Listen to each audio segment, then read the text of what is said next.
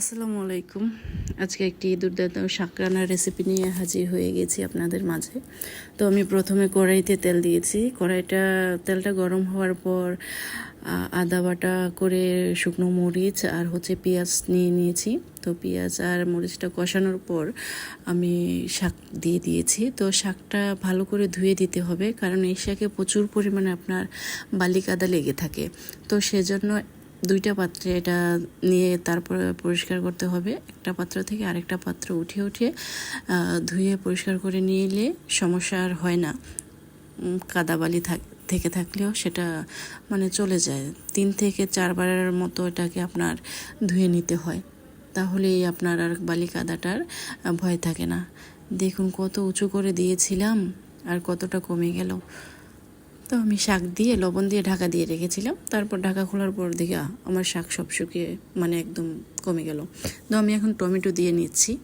তো টমেটোটা একটু বেশিই দিচ্ছি, কারণ বেশি করে এই শাকটাতে টমেটো ব্যবহার করলে শাকটা খেতে খুব ভালো লাগে।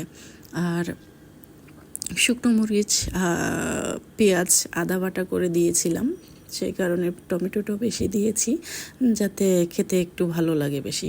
তো এই শাকটা কিন্তু এইভাবে রান্না করে খেলে আমার কাছে প্রচুর পরিমাণে ভালো লাগে, খেতে অসাধারণ লাগে।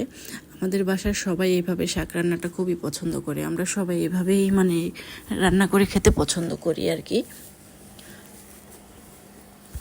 যদিও আমরা শাক তেমন একটা খাই না, আমি আর আমার 2 ভাই, আমরা ভাই বোন 3 জন শাকের প্রতি একটু আমাদের অনীহা আছে। তো শাকটা অলরেডি রান্না করা শেষ হয়ে গিয়েছে, এখন শুধু শেষ ধাপের অপেক্ষায় আর কি। তো এই পর্যায়ে আমি অল্প পরিমাণে লেবু পাতা দিয়ে দিব। আর লেবু পাতাটা দিব কারণ লেবু পাতায় প্রচুর পরিমাণে ঘ্রাণ পাওয়া যায়, আর শাকের মধ্যে লেবু পাতা দিলে সুন্দর ঘ্রাণে খাওয়ার একটা কি বলবো, ওই জিনিসটা খাওয়ার প্রতি আকর্ষণটা বৃদ্ধি পায়। সেজন্য অল্প পরিমাণে লেবু পাতা দিয়ে দিয়েছি। আর লেবু পাতাটা দিয়ে বেশিক্ষণ রাখবো না, জাস্ট 1 থেকে 2 মিনিট রেখে আবার নামিয়ে ফেলবো। তো আমার প্রথম এটা ইউটিউব ভিডিওতে ভয়েস দেওয়া, সো আমার ভয়েসটা সবাই অ্যাবাউট করবেন আর আমার কথাগুলোকে অ্যাবাউট করবেন, কারণ আমি অত গুছিয়ে গেছে কথা বলতে পারি না। বিশেষ করে ভয়েসের ক্ষেত্রে আমার এলোমেলো হয়ে যায়। আর আমি প্রচুর পরিমাণে গাছপ্রেমী।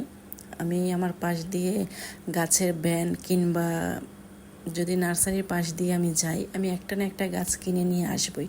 সেটার জন্য মায়ের কাছ থেকে প্রচুর বকা খেতে হয়, তারপর আমি নিয়ে আসি, কারণ আমার গাছ খুব ভালো লাগে।